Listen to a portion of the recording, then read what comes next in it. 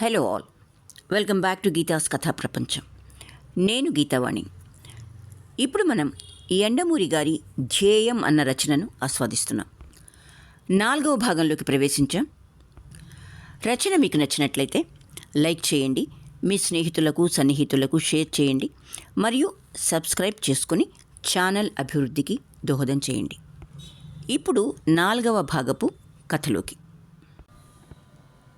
ఈ ప్రపంచంలో వర్షాన్ని, ఎండని, చివరికి భూకంపాన్ని కొలిచే సాధనాలున్నాయి, కానీ మనిషి కష్టాన్ని కొలవటానికి మాత్రం ఏ మీటరు లేదు. ఈ ప్రపంచంలో ప్రతి మనిషి తనకొచ్చినంత పెద్ద కష్టం ఇంకెవరికీ రాదని అనుకుంటూ ఉంటాడు. తను కాబట్టి ఈ మాత్రమన్నా బ్రతికున్నానని, ఇదే కష్టం ఇంకెవరికైనా వస్తే ఈ పాటికి చచ్చిపోయి ఉండేవారు అనుకుంటూ డిప్రెషన్కి లోనవుతాడు. కొంతమంది మాత్రమే తమకొచ్చిన కష్టాలని భవిష్యత్తులో విజయాలకి సోపానాలుగా వాడుకుంటూ ఉంటారు. కష్టాన్ని అనలైజ్ చేసి దానిలోంచి బయటపడడానికి మార్గాన్ని అన్వేషిస్తారు. కష్టం గురించి నిరంతరం ఆలోచించడం కన్నా దాంట్లోంచి బయటపడే మార్గం ఆలోచించడం ఎంతో మంచి పద్ధతి. కానీ చాలామందికి మానసికంగా అది సాధ్యం కాదు. నిఖిత మొదటి వర్గానికి చెందిన వ్యక్తి అయితే ధాత్రి రెండో వర్గానికి చెందిన అమ్మాయి.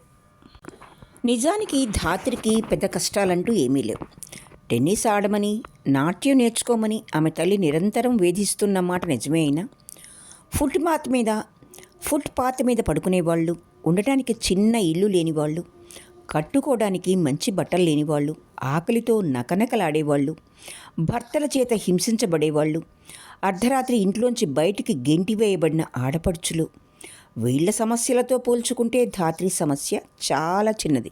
కానీ దాన్ని ఆమె చాలా పెద్దగా ఊహించుకుంటూ బాధపడుతూ ఉంటుంది. ధాత్రికి ఆత్మీయులైన స్నేహితులంటూ ఎవరూ లేరు. ప్రేమ రాహిత్యంలాగే రాహిత్యం కూడా ఒక శాపమని ఆమెకు తెలుసు. ఒంటరితనాన్ని ఇష్టపడే మనస్తత్వం కాదు ఆమెది. చిన్నప్పటి నుంచి టెన్నిస్ కోచింగ్ సెంటర్లలోనూ, డాన్స్ స్కూళ్లలోనూ ఆమెకి క్లాస్ పిల్లలే కాక చాలామంది అమ్మాయిలు స్నేహితులుగా ఏర్పడ్డారు. కానీ అందరూ క్రమక్రమంగా దూరమయ్యారు. కారణం ఆమె కాదు, ఆమె తండ్రి. ఆమె ఇంటికి ఎవరైనా స్నేహితురాలు వస్తే వాళ్ళు వెళ్లే వరకు ఆమె ముళ్ళ మీద కూర్చున్నట్టే కూర్చునేది. ఇంటికి ఎవరైనా ఆడపిల్ల రాగానే ఆమె తండ్రి ఏ పరిస్థితిలో ఉన్నా అలాగే బయటకు వచ్చేసి వాళ్ళకి ఎదురుగా కూర్చుని కబుర్లు చెప్పడం మొదలుపెట్టేవాడు. వాళ్ళతో ఆప్యాయంగా మాట్లాడేవాడు. భార్యని పిలిచి కాఫీ టిఫిన్లు ఇమ్మని చెప్పేవాడు. కానీ అతని చూపులు మాత్రం వాళ్ళ బట్టల్లోంచి లోపలికి దూసుకుపోయి ఆ చిన్నపిల్లల శరీరాన్ని నఖశిఖ పర్యంతం పర్యవేక్షిస్తూ ఉండేవి. చూపులతోనే వాళ్ళని అణువణువు తాకుతూ ఉండేవాడు. ఏమిటి మీ డాడీ అలా చూస్తాడు, ఎందుకో ఒళ్ళు కంపరమెత్తినట్లుంటుంది అని ఒకరిద్దరు స్నేహితులు ధాత్రి మొహం మీదే అడిగారు కూడా. అడిగిన వాళ్ళు ఇద్దరైనా బయట మాట్లాడుకునే వాళ్ళు చాలామంది ఉంటారని ధాత్రికి తెలుసు. అలా క్రమక్రమంగా ధాత్రి స్నేహితురాళ్ళందరూ ఆమెకు దూరమయ్యారు. ఇంటి బయట ఆమెతో మాట్లాడడానికి ఉత్సాహం చూపించినా కూడా ఈ కాంప్లెక్స్ వల్ల ఆమె తనంతట తాను వాళ్ళని దూరం చేసుకుంది. ఈ పరిస్థితిలో అనుకోకుండా ప్రీతం ఆమెకు దగ్గరయ్యాడు. ఆ రోజు కాలనీ నుంచి వెళ్తూ ఉంటే స్కూటర్ యాక్సిడెంట్ అయి ప్రీతం కలిసిన తర్వాత అతడన్న మాటలు ఆమెకు బాగా గుర్తున్నాయి. ఈ యాక్సిడెంట్ మన ఇద్దరిని యాక్సిడెంటల్గా కలిపింది, ఇది ఎక్కడికి దారితీస్తుందో అని. ఆ మరుసటి రోజు ప్రీతం తన డాన్సింగ్ స్కూల్ దగ్గరికి వచ్చేసరికి ఆమె ఒక్క క్షణం ఆశ్చర్యపోయినా తర్వాత ఆనందించింది. అతడు అంత గుర్తుపెట్టుకుని తన స్కూల్కి మళ్ళీ వస్తాడని ఆమె అనుకోలేదు. ధాత్రి నిజానికి అంత అందమైన అమ్మాయి కాదు. ఆ కాంప్లెక్స్ కూడా ఆమెలో కొంత ఉంది. ప్రస్తుత సమాజంలో పెళ్లికి ముందే బాయ్ ఫ్రెండ్స్ ఉన్న అమ్మాయిల స్టాటిస్టిక్స్ తీసుకుంటే ఎక్కువ మంది అమ్మాయిలు సగటు కన్నా తక్కువ అందం ఉన్న వాళ్లే అయ్యుంటారు. తమలో ఉన్న కాంప్లెక్స్ను అధిగమించడానికే అమ్మాయిలు ఆపోజిట్ సెక్స్ నుంచి అనైతికమైన పరిచయాల్ని ఆశిస్తారు అని ఫ్రాయిడ్ ఏనాడు చెప్పాడు. ఆ విధంగా ప్రీతం తనిచ్చిన అడ్రస్ పట్టుకుని వెతుక్కుంటూ రావటం ధాత్రికి సంతోషం ఇచ్చినా, అలా రావటంలో ప్రీతం యొక్క అవసరం కూడా కొంతుంది. ఆ రోజు పొద్దున్నే అతడు ఊరు నుంచి వచ్చాడు. స్టేషన్ దగ్గరే ప్రీతంకి అతని స్నేహితుడు కలిశాడు. ప్రీతం చెల్లెలు కాలేజీ ముందు టెంట్ వేయటం, మినిస్టర్ కొడుకుతో ప్రేమ వ్యవహారం తేల్చుకోవడం కోసం నిరాహార దీక్ష చెయ్యటం, ఆమె ఆరోగ్యం పాడు కావటం మొదలైన విషయాలన్నీ ఆ స్నేహితుడు అతనికి చెప్పాడు. ప్రీతం ఆవేశంతో వణికిపోయాడు. అయితే ఆ ఆవేశం చెల్లి చేసిన పని గురించి కాదు. తన చెల్లెలు ఇన్ని కష్టాల్లో ఇరుక్కున్నందుకు ఆ ఆవేశంతోనే ఇంటికొచ్చాడు. ప్రీతం ఇంట్లోకి అడుగుపెడుతూనే తల్లి తండ్రి అతడి మీద కోపంతో ఎగిరారు. ఏరా, 4 రోజుల్లో వస్తానన్న వాడివి 10 రోజులుగా రావటం, ఒక్క ఫోన్ అన్నా చేయకూడదా అన్నాడు కృష్ణమూర్తి. ఇక్కడ ఇంత గొడవ జరిగింది, సమయానికి నువ్వు లేకుండా పోయావు అంది రుక్మిణి. ప్రీతం ధీమాగా అన్నాడు. ఇప్పటికైనా మించిపోయిందేం లేదమ్మా, ఈరోజే నా ఫ్రెండ్స్తో వెళ్ళి వాడి తోలు వలిచేస్తాను. ఇలాంటి మనస్తత్వం దాదాపు చాలామందిలో కనబడుతూనే ఉంటుంది. ఏదైనా ఒక ప్రమాదం రాగానే రకరకాలుగా దాని పరిష్కారం ఊహించేసుకుని విజయం సాధించినట్లు సంతృప్తి పడటం. పోలీస్ స్టేషన్లో ఫలానా పని చేయిస్తాను, నా స్నేహితులతో వెళ్ళి విజయం సాధించుకొస్తాను, అవతలి వాడి గర్వం పూర్తిగా అణిచేస్తాను, ప్రత్యర్థిని మరి లేవకుండా కొడతాను, ఇలా తాము చేయలేని పనులన్నింటినీ చేసినట్లు ఊహించేసుకుని ఒక ప్రమాదం రాగానే అవతలి వాళ్ల ముందు గొప్పలు చెప్పుకునేవాళ్ళు చాలామంది. ప్రీతం వయసులో ఇలాంటి భావాలు ఎక్కువగా ఉంటాయి. ఆ రాత్రి తల్లి వరుసగా జరిగిందంతా చెప్తూ ఉంటే ప్రీతం ఆ విధంగానే ఊహించుకున్నాడు. 10 మంది కుర్రోళ్ళని తీసుకెళ్ళి ఆ సందీప్ పని పట్టాలనుకున్నాడు. కాలర్ పట్టుకొని లాక్కొచ్చి తన చెల్లెలి కాళ్ళ మీద పడేసి వాళ్ళిద్దరి పెళ్లి చేసినట్లు కూడా కల వచ్చింది. అయితే మరుసటి రోజు పొద్దునకి ఆ ఆవేశం తగ్గిపోయింది. పొద్దున్నే స్నేహితులతో కలిసి బయటికి వెళ్ళటానికి డబ్బులు లేవు. నిన్నటి సమస్య కన్నా ఈరోజు సమస్య ఇంకా పెద్దదిగా కనబడింది. తల్లిని డబ్బడిగితే, సర్లే, ఆ రోజు గొడవ జరిగినప్పటి నుంచి మీ నాన్నగారు నా చేతికి పైసా డబ్బు ఇవ్వటం లేదు, చెక్కు బుక్కు పాస్బుక్ కూడా తీసేసుకున్నారు. డబ్బు చేతిలో ఉంటే నేను పాడైంది కాక మిమ్మల్ని కూడా పాడు చేస్తున్నానంట అంది. ప్రీతంకి ఏం చేయాలో తోచలేదు. పొద్దున నుంచి అలాగే కుడితిలో పడ్డ ఇలకలా తిరుగుతున్నాడు. అకస్మాత్తుగా అతనికి ధాత్రి గుర్తుకొచ్చింది.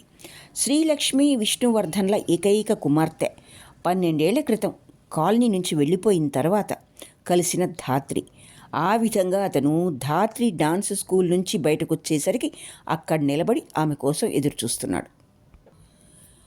ప్రీతంని చూడగానే ధాత్రి ఒక్క క్షణం ఆశ్చర్యపోయింది.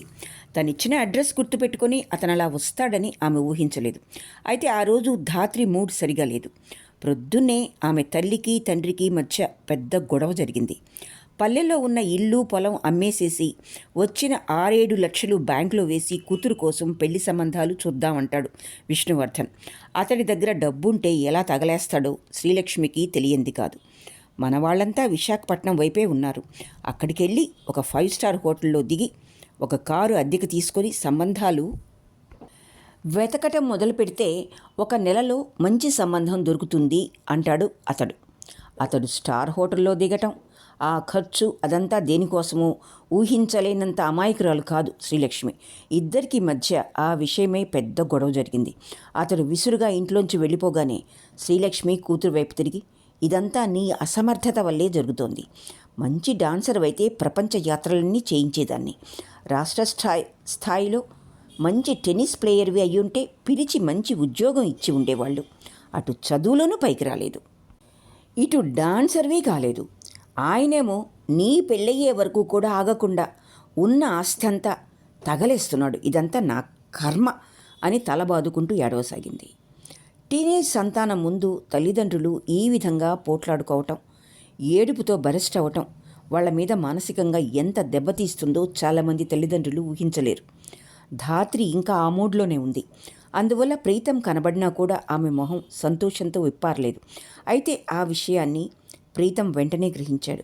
కొంతసేపు ఇద్దరూ మౌనంగా నడిచాక, ఎందుకలా డల్గా ఉన్నావు అని అడిగాడు. ఏం లేదు, ఏం చేయాలి నేను ఇప్పుడు అకస్మాత్తుగా అడిగాడు. ఆమె అర్థం కానట్టు చూసి, ఏం చేయటం ఏమిటి అని అడిగింది. నేను ఏం చేస్తే నువ్వు నీ బాధని మర్చిపోయి నవ్వగలవు? నాకు నాట్యం కాదు, భరతనాట్యం అస్సలు రాదు, అయినా చేసి చూపిస్తానుండు అంటూ సినిమాలో హీరోయిన్ నడుస్తూ ఉంటే హీరో 2 అడుగులు ముందుకేసి ఆమె ముందు ఎలా డాన్స్ చేస్తాడో అలా చేయటం మొదలుపెట్టాడు. ధాత్రి చిన్నగా నవ్వి, ప్లీజ్ ప్రీతం, అందరు చూస్తున్నారు, నాతో కలిసి నడు అంది. అప్పటికే వాళ్ళిద్దరూ చాలా పరిచయం ఉన్నట్లు మాట్లాడుకోసాగారు. ఆమెతో కలిసి నడుస్తూ ప్రీతం అన్నాడు, నీ బాధ ఏమిటో నాకు తెలియదు, అదేమిటో చెప్పమని కూడా నేను అడగను.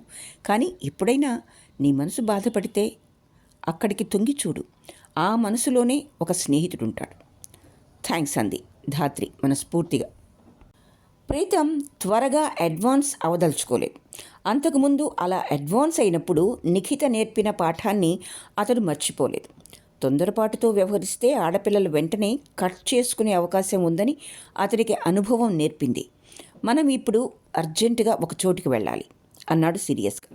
ఎక్కడికి అని అడిగింది అమాయకంగా. నువ్వు ఉదయం నుంచి ఏమీ తినలేదన్న విషయం నిజమే కదా? నిజమే. ఆ విషయం కూడా ఆమెకు గుర్తులేదు. ఉదయం నుంచి ఇంట్లో యుద్ధం జరుగుతోంది. తల్లి వంట కూడా చేయలేదు.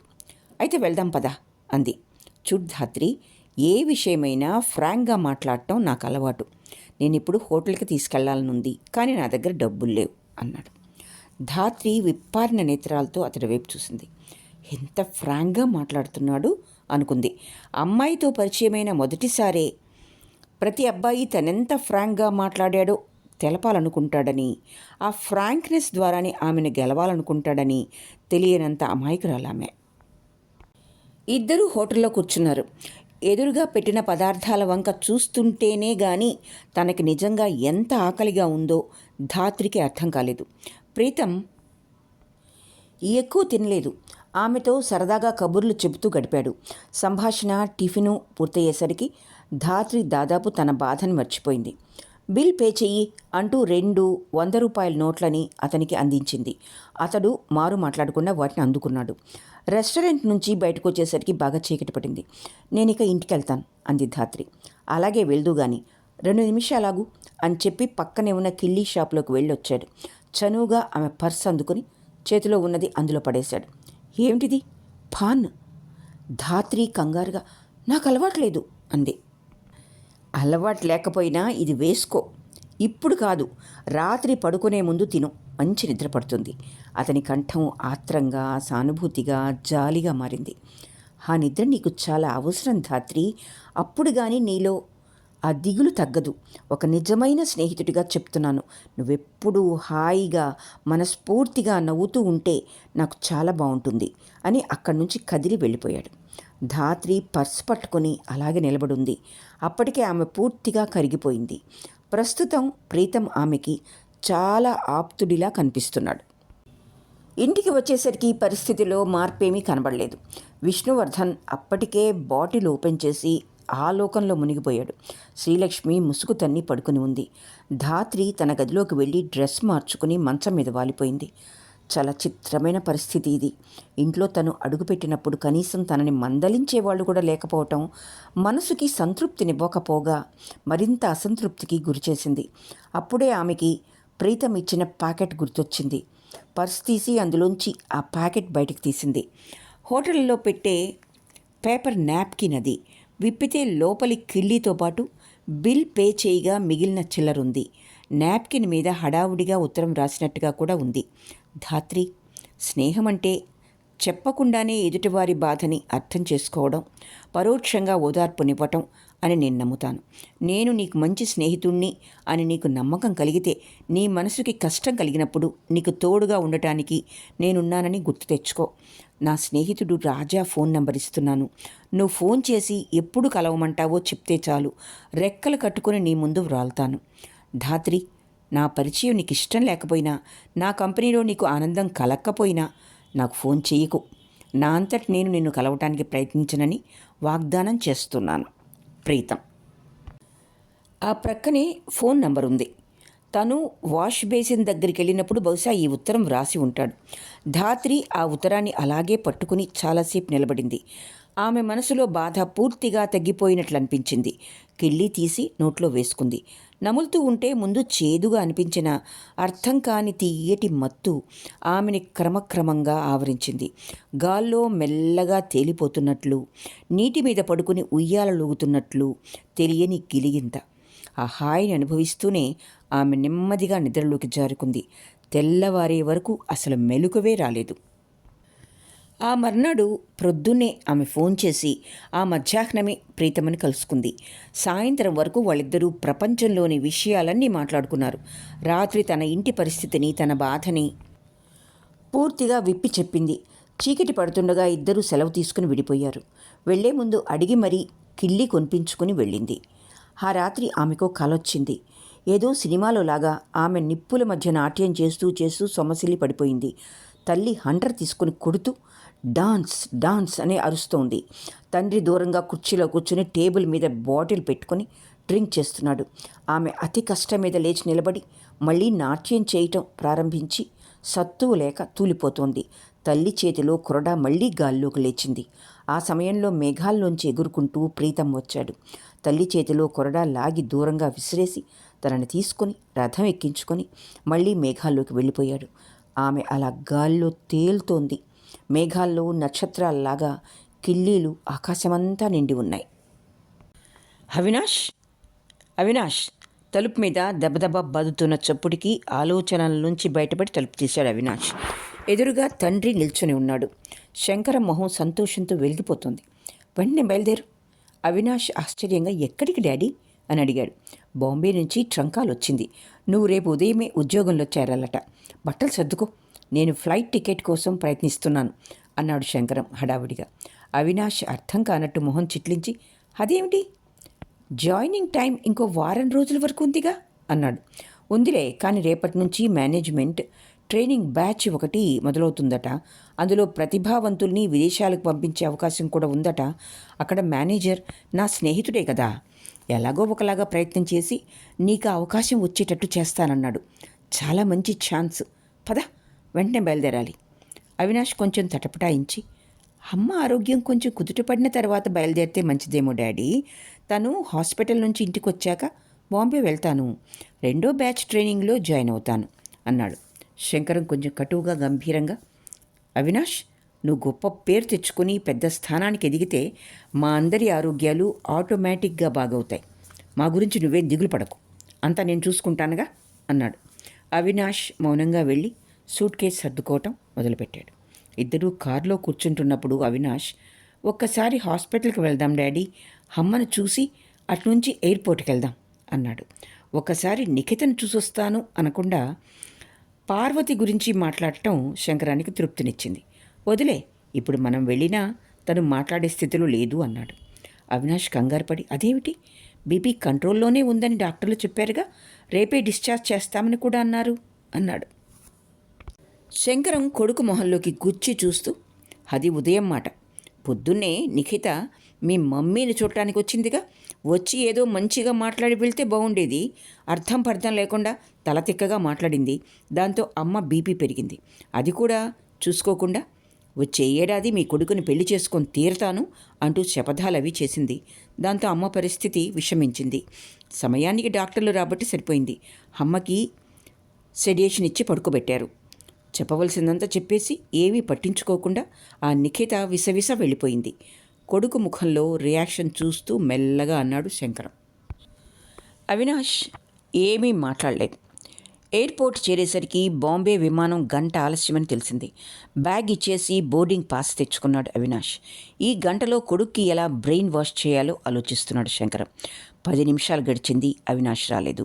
బోర్డింగ్ పాస్ తీసుకునే దగ్గర క్యూ ఎక్కువ ఉందేమో అని శంకరం అటువైపు వెళ్ళాడు. కౌంటర్ దగ్గర ఎవరూ లేరు. శంకరం కంగారు పడ్డాడు. కొడుకు ఎటు వెళ్ళాడో తెలియలేదు. అతని మనస్సు కీడు శంకించింది. కొడుకు తమని వదిలేసి వెళ్ళిపోయాడేమో అన్నంత దూరం వరకు వెళ్ళాయి ఆలోచనలు. కానీ కౌంటర్ వెనకాల కొడుకు బ్యాగ్ కనపడటంతో అతడు టికెట్ తీసుకున్నాడు అన్న విషయం ధ్రువపడింది. కొడుకు కోసం విమానాశ్రయమంతా వెతకసాగాడు. విమానాశ్రయం బయట ఖాళీ ఆటో కనిపించగానే మరేమీ ఆలోచించకుండా అవినాష్ ఎక్కి నిఖిత ఇంటి అడ్రస్ చెప్పాడు. అక్కడికి చేరుకోవడానికి 15 గంట పట్టింది. నిఖిత ఇంట్లో లేదు బాబు, వాళ్ళ అమ్మని తీసుకుని హాస్పిటల్కి వెళ్ళింది అన్నాడు దశరథ్. ఏ హాస్పిటల్ అని అడిగాడు అవినాష్. ఆ హడావిడిలో దశరథ్ మొహంలో దిగులుని వేదనని కూడా పసిగట్టలేకపోయాడు. ఆయన చెప్పిన అడ్రస్కి చేరుకోవడానికి మరో 15 గంట పట్టింది. విమానాశ్రయం చేరుకోవడానికి ఇంకా అరగంట మాత్రమే టైం ఉంది. నిఖిత ఆసుపత్రి కారిడార్లో నించుని ఉంది. లోపల గదిలో ఇద్దరు డాక్టర్లు కౌసల్యని పరీక్షిస్తున్నారు. బాధతో ఆవిడ అరిచే అరుపులు బయటకు వినిపిస్తున్నాయి. ఆ రోజు నిఖిత ఇంటికొచ్చేసరికి కౌసల్య కడుపు నొప్పితో మెలికలు తిరిగిపోతోంది. చక్రాల కుర్చీలో కూర్చొని నిస్సహాయంగా చూస్తున్నాడు దశరథ్. అతడికి ఏం చేయాలో తోచలేదు. అదృష్టవశాత్తు నిఖిత అప్పుడే వచ్చింది. అప్పటికప్పుడు తల్లిని ఆటోలో తీసుకుని ఆసుపత్రికి వచ్చింది. కారిడార్లో నుంచుని కిటికీలోంచి బయటకు చూస్తూ నిఖిత ఆలోచనలో పడింది. రకరకాల వ్యక్తులు ఆసుపత్రి వరండాలో, బయట ఆవరణలో తిరుగుతున్నారు. దగ్గర వాళ్ళని, తోబుట్టువులని, స్నేహితుల్ని, ఆఖరి క్షణంలో చుట్టానికి వచ్చిన వాళ్ళు, అంతా అయిపోయింది అని తెలుసుకున్నవాళ్ళు, ఏమవుతుందో అని ఆతృతతో ఉన్నవాళ్ళు, రకరకాల మనుషులు, రకరకాల బాధలు. బాధకి ఉన్న రిలేటివిటీ గురించి ఏ ఐన్స్టీను కనుక్కోలేదు.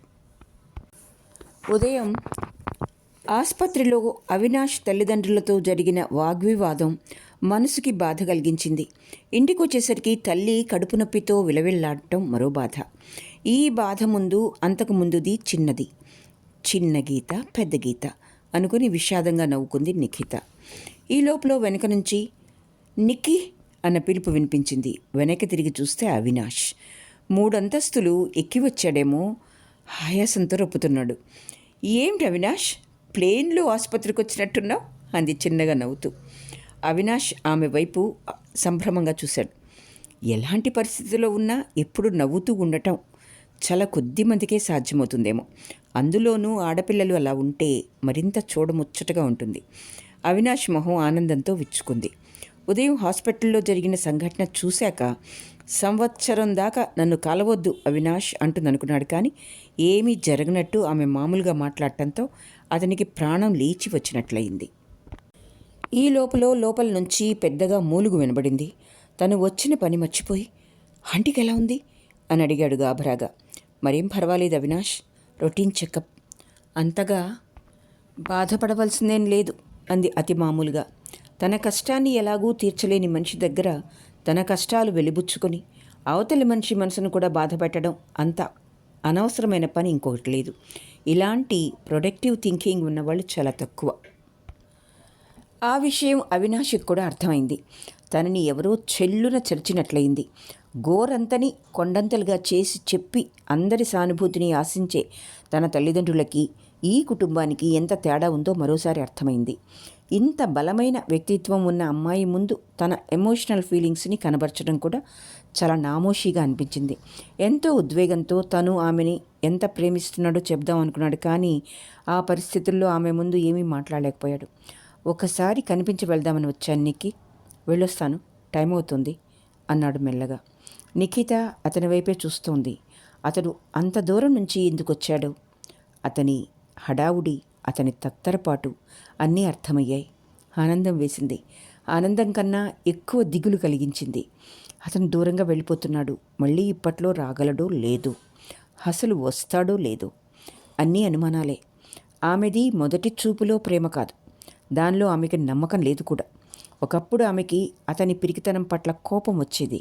తరువాత అతని కుటుంబ పరిస్థితి, అతడు పెరిగిన విధానం ఆకళింపు చేసుకున్నాక ఆ కోపం సానుభూతిగా మారింది. అర్థం చేసుకోవడానికి ప్రయత్నించింది. ఆ సానుభూతి ఇప్పుడు అతడు కొద్ది కొద్దిగా మారుతున్న కొద్దీ ప్రేమగా మారుతోంది, ప్రేమగా పెరుగుతోంది. మొదట్లో అతనికి ఆమె డైరెక్ట్గా ఆ విషయం చెప్పలేదు. తమ కుటుంబ పరిస్థితి ఎంత భయంకరంగా ఉందో ఆమెకు తెలుసు. అతడి తల్లిదండ్రుల అహంభావం, అహంకారం కూడా ఆమెకు తెలుసు. కానీ ఈరోజు అతడు అలా చిన్న పిల్లాడిలా తన ముందు నిలబడేసరికి ఆమెలోని స్త్రీ హృదయం కరిగిపోయింది. ఎంతటి మగవాడైనా ప్రేమని ఎంత నిగూఢంగా నొక్కి పెట్టగలవాడైనా సరే, ప్రేయసి తన ప్రియుడి మొహంలో ఆ చూపుని క్షణాల్లో పట్టుకోగలదు. అవినాష్ అని నెమ్మదిగా పిలిచింది.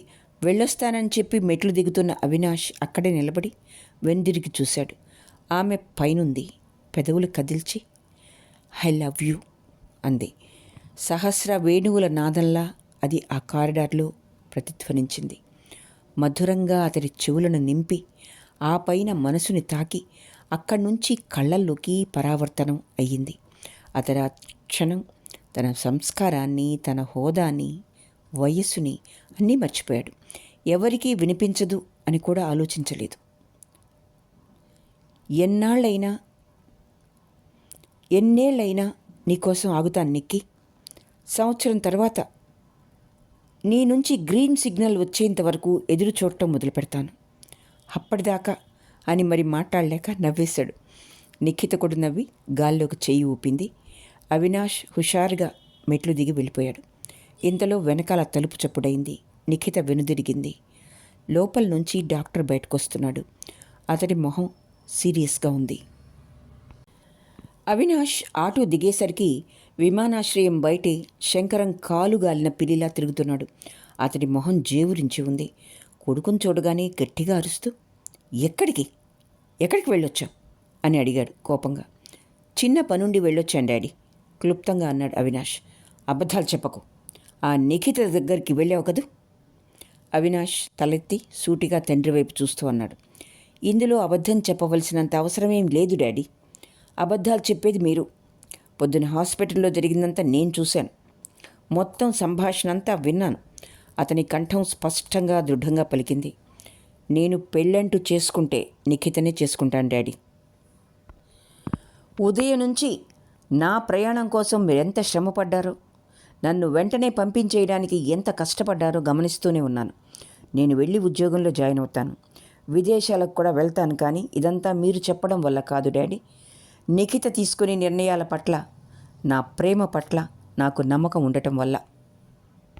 శంకరం పిడికిళ్ళు బిగుసుకున్నాయి. ఈ లోపల అవినాష్ అతనికి మరింత దగ్గరగా వచ్చాడు. మా ఇద్దరి మధ్య ఉన్నది మీరు అనుకుంటున్నంత చౌకబారు ఆకర్షణ కాదు. అది నిజమైన ప్రేమ. అంతేకాదు, స్నేహం, గౌరవం, నమ్మకం, ఆరాధన అన్నీ కలిసిన ఒక బంధం. అది మీకు అర్థం కాదు అన్నాడు. సరే, అదే చూద్దాం. మీ ఇద్దరి పెళ్ళి ఎలా జరుగుతుందో నేను చూస్తాను. ఈ సంవత్సరంలో నువ్వు మరింత ప్రపంచాన్ని తెలుసుకొని పైసాకి కొరగాని ఆ అమ్మాయిని పెళ్లి చేసుకోవడం వల్ల ఏ లాభమూ లేదు అనంత జ్ఞానం సంపాదిస్తే సరే. అలా కాని పక్షంలో, నీకంత వివేకం, ఆ బాంబే వాతావరణం నేర్పని పక్షంలో ఆ తర్వాత ఏం చేయాలో నాకు బాగా తెలుసు అని అక్కడి నుంచి విసవిసా నడిచి వెళ్ళిపోయాడు శంకరం. అవినాష్ ఒక్క క్షణం తండ్రి వెళ్ళిపోతున్న వైపే చూసి ఆ తర్వాత విమానాశ్రయంలోకి కదిలాడు. డాక్టర్ ఏం చెప్తాడో అని భయంతో గుండె వేగంగా కొట్టుకుంటూ ఉంటే బల్ల మీద చేతులు అంచి కూర్చుంది నిఖిత. పరిస్థితి ఆందోళనకరంగానే ఉంది. మేమిచ్చే ఈ మందులతో 2-3 రోజుల్లో నెమ్మదించవచ్చు, కానీ ఈ నొప్పి ఎప్పుడు విజృంభిస్తుందో చెప్పలేను. దీనికి మరింకే ట్రీట్మెంటు లేదా డాక్టర్? మా దగ్గర లేదు, కానీ ఈ మధ్య ఒక ప్రైవేట్ నర్సింగ్ హోమ్ వాళ్ళు విదేశాల నుంచి కొత్త ఎక్విప్మెంట్ తెప్పించారు. అది ఇవ్వగలిగితే కొన్నాళ్ల పాటు రిలీఫ్ కలగొచ్చు. నిఖిత ఆయన దగ్గర పూర్తి వివరాలు తీసుకుని బయటకొచ్చింది. అవినాష్ కనబడిన సంతోషం ఇప్పుడు ఆమెకు లేదు. ఆమె మెట్లు దిగుతూ ఉండగా, మొత్తానికి నా కొడుకుని పూర్తిగా లొంగ తీసుకున్నావన్నమాట అన్న మాటలు వినిపించాయి. తల ఎత్తి చూస్తే శంకరం కనపడ్డాడు. అతను విమానాశ్రయం నుంచి సరాసరి నిఖిత దగ్గరకొచ్చాడు. కోపంతో మనిషి ఊగిపోతున్నాడు. అసలు నువ్వు ఆడదానివేనా? ఉదయం నువ్వు చేసిన గొడవకి హాస్పిటల్లో నా భార్య బీపీ పెరిగి స్పృహలేని పరిస్థితిలో ఉంది. ఇప్పుడు వాడు అలా విమానం దగ్గర నుంచి పరిగెత్తుకొని నీ దగ్గరికి వచ్చాడు. ఆ విషయం తెలిస్తే వాడి తల్లి గుండాగి చచ్చిపోతుంది. ఇలా మా అందరి ప్రాణాలు తీసి నువ్వేం సుఖపడతావే అన్నాడు ఆవేశంగా. నువ్వు చేసిన పైశాచిక పనికి నా తల్లి ఏ స్థితిలో ఉందో ఒకసారి ఆ గదిలోకి వెళ్ళి చూడు అనలేదు నిఖిత. ఎదుటివాడి ప్రవర్తన, వ్యక్తిత్వం, మనస్తత్వం తనకంటే ఉన్నత స్థితిలో ఉంటే వారి నుంచి ఏమి నేర్చుకోవాలో తెలుసుకోవటానికి ప్రయత్నించాలి. అధమ స్థితిలో ఉంటే ఆ స్థితికి దిగజారకుండా చూసుకోవాలి అన్న సంస్కారం ఆమెలో చిన్నప్పటి నుంచే ఉంది. అందువల్ల అతడి స్థాయికి దిగి ఆమె మాట్లాడలేదు. ఎమోషనల్గా మాటలతో గాయపరిచి అవతల వాళ్ళని రెచ్చగొట్టే మనస్తత్వం కాదు ఆమెది. మొహం మీదకి చిరునవ్వు తెచ్చుకుంది. మీ భార్య అంతటి ప్రమాదకరమైన స్థితిలో ఆసుపత్రిలో ఉంటే మీరు ఈ ఆసుపత్రికి రావటం బాగోలేదు అంకుల్. వెళ్ళి ఆంటీ దగ్గరే ఉండండి అని వేగంగా అక్కడి నుంచి వెళ్ళిపోయింది. ఆమె ఇంటికి వచ్చేసరికి దశరథ్ ఆమె కోసమే ఎదురు చూస్తున్నాడు. కంగారుగా, హేమా ఎలా ఉంది అని అడిగాడు. నొప్పి తగ్గింది నాన్న, మందు బాగానే పనిచేసింది. మంచి నిద్రలో ఉంది. పక్కనే ఉన్న కుర్చీలో కూర్చుంటూ అంది నిఖిత. అలసిపోయిన కూతురి మొహం వైపు సానుభూతిగా చూశాడు దశరథ్. ఎంతో చలాకీగా ఆడుతూ పాడుతూ ఉండవలసిన వయసులో ఇన్ని బాధ్యతలేమిటా అన్నట్టు అతడి మనసు బాధపడింది. అయితే నిఖిత మొహంలో ఎప్పుడూ ఉన్నట్టు అదే ఆహ్లాదం తాండవిస్తూ ఉంది.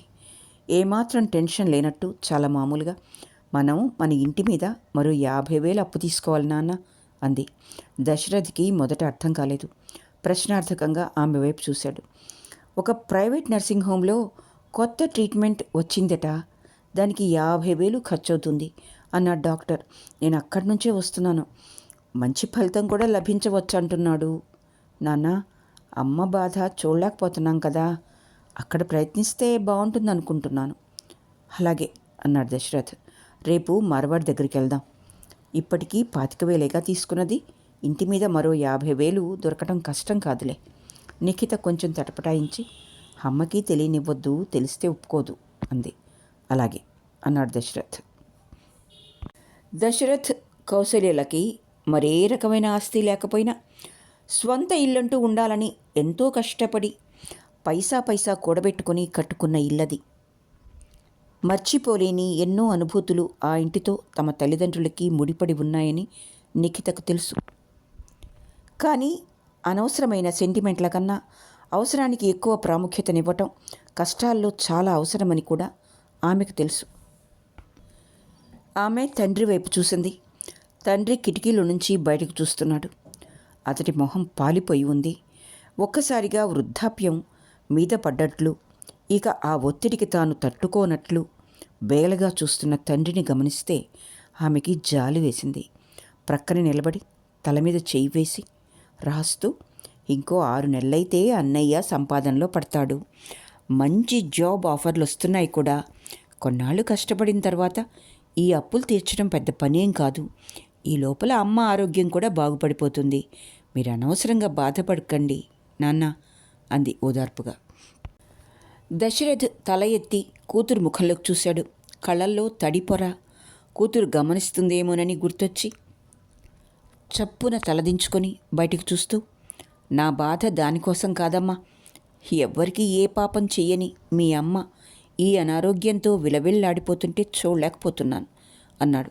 నిజానికి వెన్నెముక విరిగిన తర్వాత అతడు కూడా కొన్ని రాత్రులు సరిగ్గా పడుకోలేక బాధతో అటూ ఇటూ పొర్లటం నిఖిత గమనిస్తూనే ఉంది. ఆ అమ్మాయి ఏదో మాట్లాడబోతూ ఉండగా బయట కాలింగ్ బెల్ శబ్దం వినిపించింది. ఈ సమయంలో తమ ఇంటికి ఎవరొచ్చారా అని ఆశ్చర్యపోతూ ఆమె వెళ్ళి తలుపు తీసేసరికి ఎదురుగా రాము నిలబడున్నాడు. గత 6 నెలలుగా అతడు మద్రాసులోనే ఉంటున్నాడు. నిఖితను చూడగానే నవ్వుతూ, 2 రోజులు రెస్ట్ దొరికింది, అమ్మ నాన్నల్ని చూడాలనిపించింది అన్నాడు. ఆమె అతని చేతిలో బ్యాగ్ అందుకుంటూ, మంచి పని చేసావులే, రా లోపలికి అంది. ఇద్దరు లోపలికి వస్తుంటే, ఈ 2 రోజులు అమ్మకి నాన్నకి అనారోగ్యం తిరగబెట్టకుండా ఉండేలా చూడు స్వామి అంటూ ప్రార్థించుకుంది. పరిస్థితి ఇంత దారుణంగా ఉందని తెలిస్తే రాము చివరి రోజుల్లో చదువు మానేసి ఉద్యోగంలో చేరిపోతాను అంటాడని ఆమెకు నిశ్చయంగా తెలుసు. అందుకే ఇంటి పరిస్థితి అతనికి తెలియనివ్వకుండా జాగ్రత్త పడుతుంది. దశరథ్ ఉద్యోగం చేస్తున్నప్పుడు రామ్ రతన్ సూరత్ నుంచి చీరలు అవి తెచ్చి ఆఫీస్లో ఇన్స్టాల్మెంట్స్లో అమ్మేవాడు. 5 ఏళ్లలో అతను బాగా ఎదిగిపోయాడు. ప్రస్తుతం నగరంలో అతడికి పెద్ద బట్టల దుకాణం ఉంది. దాంతోపాటు వడ్డీ వ్యాపారం కూడా చేస్తాడు. మరో 50,000 ఇవ్వటానికి నాకేం అభ్యంతరం లేదు దశరథ్ గారు, కానీ మా వడ్డీ బ్యాంక్ కన్నా రెట్టింపు. త్వరలో తీరిస్తే పర్వాలేదు, కానీ లేకపోతే అసలుని మించిపోతుంది అన్నాడు. నిఖిత సేఠ్ మనసులో ఆలోచన పసికట్టినట్లు, మీ ఉద్దేశం ఏమిటో చెప్పండి అంది. నేనెలాగూ ఆ ఏరియాలో ఇల్లు ఒకటి కొనుక్కుందాం అనుకుంటున్నాను. మీకు అభ్యంతరం లేకపోతే రేట్ చూసుకొని నేనే సెటిల్ చేసేస్తాను. మీకు వడ్డీ తప్పుతుంది కదా అన్నాడు అతను ఫ్రాంక్గా. ఇంటింటికి చీరలమ్మే రోజుల్లో అతను ఆ కాలనీలో బాగా తిరిగేవాడు. అక్కడి వాతావరణం బాగా నచ్చింది. దశరథ్ ముఖం మ్లానమైంది. సేఠ్ అన్న మాటలో తప్పు కూడా ఏం లేదు. తమ స్థితిని గమనించిన వారికి ఎవరికైనా వడ్డీ ఎలా తీర్చగలడు అన్న అనుమానం రాక తప్పదు. కానీ ఆ ఇల్లు అమ్మటం అన్న ఆలోచనే అతని గుండెలు బద్దలు చేస్తుంది. నిఖితకి తండ్రి మనోస్థితి అర్థమైంది. అప్పు తీర్చలేం అనిపించినప్పుడు ఆ ఇల్లు అమ్మి మీ అప్పు తీర్చేస్తాం సేట్జీ. అప్పుడే అమ్మకాల గురించి మాట్లాడవలసినంత అవసరం ఏముంది అంది నిక్కచ్చిగా. సేఠ్ నిర్లిప్తంగా డబ్బు లెక్కబెట్టి వాళ్ళకి అందించాడు. అది తీసుకుని తండ్రి కూతుళ్ళిద్దరూ బయటకొచ్చారు. వాళ్ళు ఇంటికి చేరుకునేసరికి మహతి బయట గదిలో రాముతో కూర్చుని కబుర్లు చెప్తోంది. నిఖితను చూసి, నీకోసమే ఎదురు చూస్తున్నాను రా అని వాళ్ళ కల్పతరువు చెట్టు దగ్గరికి లాక్కుపోయింది. ఈరోజు నీ నిశ్చితార్థం కదా, కళలేవీ కనపడటం లేదే అంది నిఖిత నవ్వుతూ. ఎంగేజ్మెంట్ అవుతుందో లేదో ఎవరికి తెలీదు. మా వాళ్ళు 5 లక్షల కట్నం బంగారం ఇవ్వటానికి ఒప్పుకున్నారనుకో, నా పేరున ఉన్న పొలం అమ్మి కారును కొనియమన్నా సరే అన్నారు మా వాళ్ళు. ఆ తర్వాత ఆడపడుచులు గొడవ పెడుతున్నారని ఇంకో 25,000 లాంఛనాలు కావాలని అడిగితే దానికి ఒప్పుకున్నారు. మరి అన్నిటికీ ఒప్పుకుంటే సమస్య ఏమిటి అడిగింది నిఖిత. మహతిని తల్లిదండ్రులు చిన్నప్పటి నుంచి నిర్లక్ష్యం చేసిన మాట నిజమే, కానీ దానికి బదులుగా వాళ్ల మీద ఈ విధంగా డబ్బులు పిండి కక్ష తీర్చుకోవాలనుకోవడమే ఆమెకు ఉచితంగా అనిపించలేదు. వాళ్ళు కొత్తగా కట్టిన శ్రీలక్ష్మీ కళ్యాణ మంటపంలోనే పెళ్లి జరిపించమంటున్నారు. దాని అద్దె రోజుకి 25,000. మమ్మీకేమో నా గురించి ఇంకా ఏం ఖర్చు పెట్టాలన్నా అదో వేస్ట్లా కనిపిస్తోంది. సంబంధం మొత్తం క్యాన్సిల్ చేసేస్తానంటోంది. నువ్వే చెప్పు, ఇంత ఖర్చు పెట్టుకుంటున్నప్పుడు ఆ మాత్రం స్టేటస్ నిలబెట్టుకుంటే నష్టమే ఉంది. ఆఫ్టర్ ఆల్ 50,000 కోసం అన్ని విధాల బాగున్న సంబంధం వదులుకుంటామా చెప్పు? ఆఫ్టర్ ఆల్ 50,000 అన్న మాటకి నిఖితకి నవ్వొచ్చింది.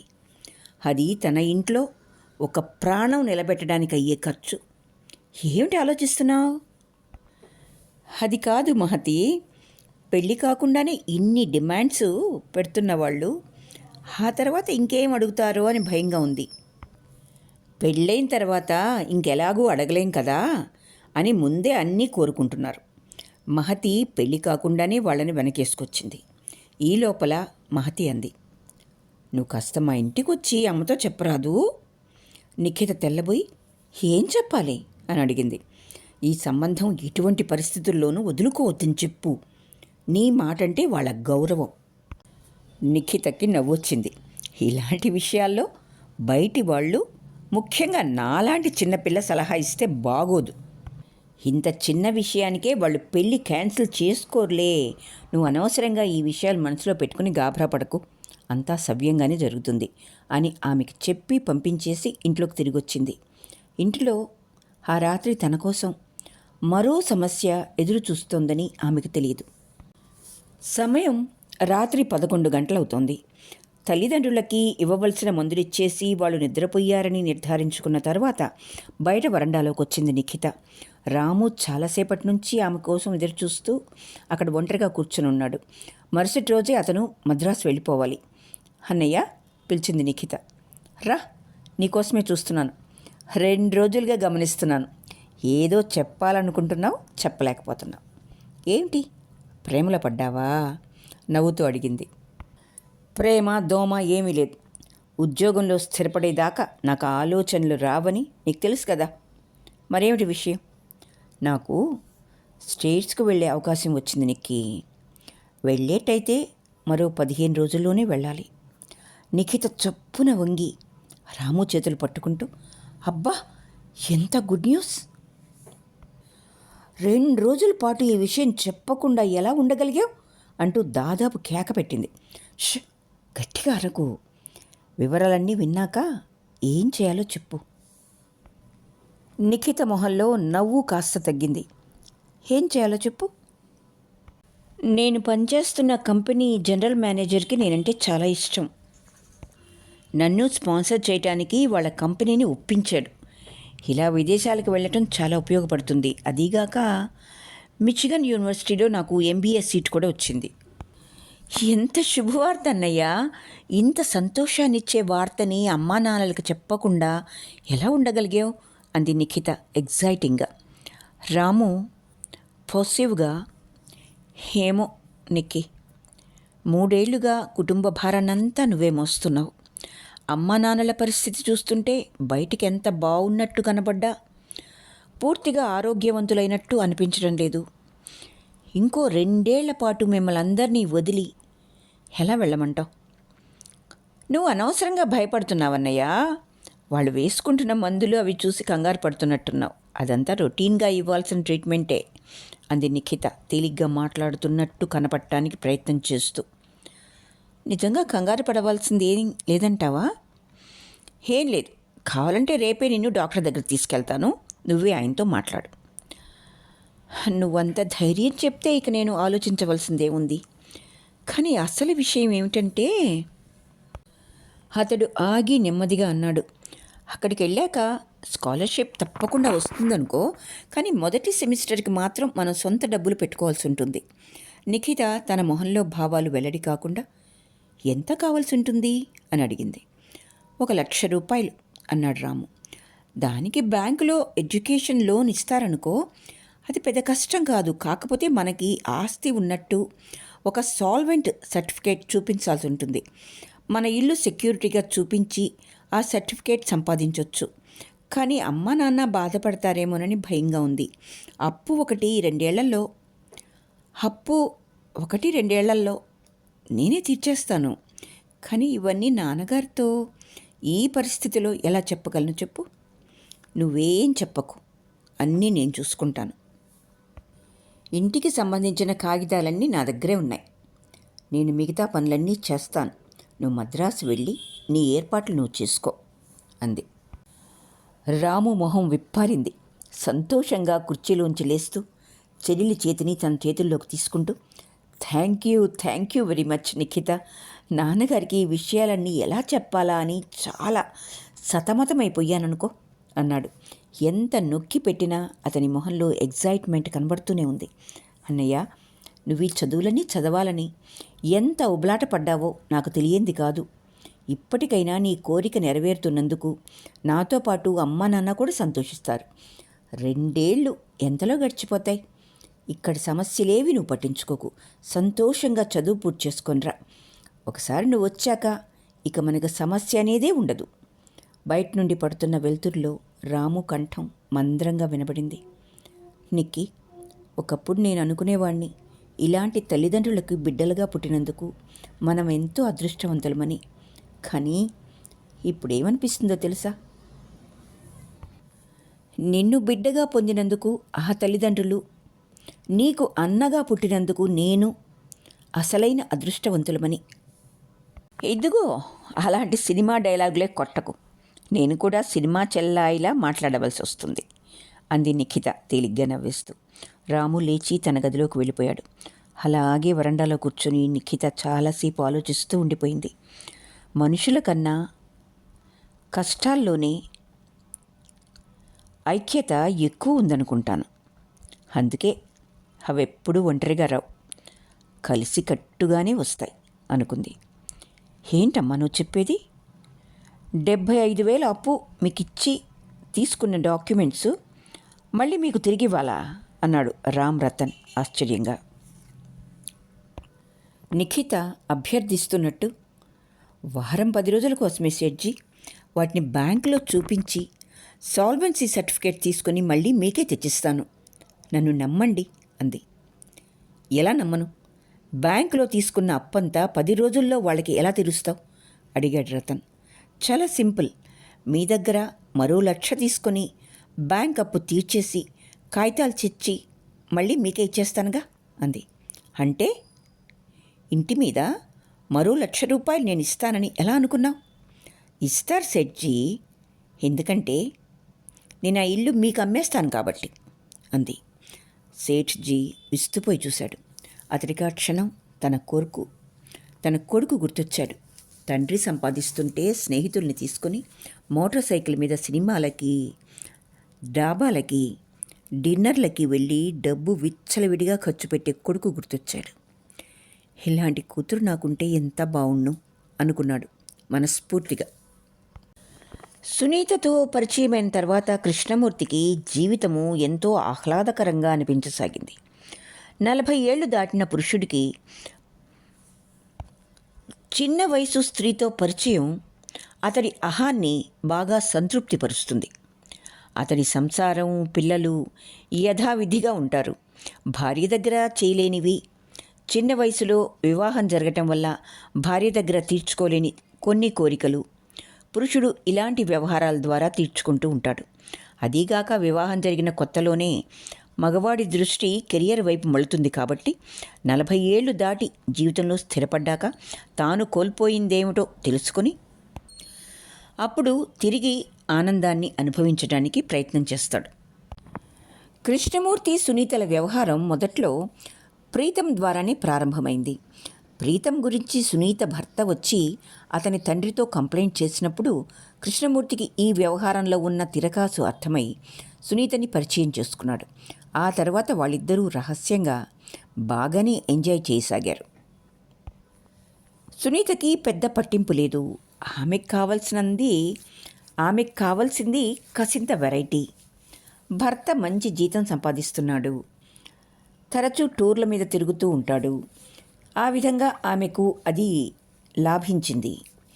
ప్రీతం లాంటి కుర్రవాళ్ళు, కృష్ణమూర్తి లాంటి నడి వయసు దాటిన వాళ్ళు, ఇలా రకరకాల వ్యక్తులతో రకరకాల థ్రిల్స్ అనుభవిస్తూ ఉంటుంది. ఒక్కసారి వెరైటీకి అలవాటు పడిన తర్వాత ఏ అనుభవము పూర్తి తృప్తినివ్వదు.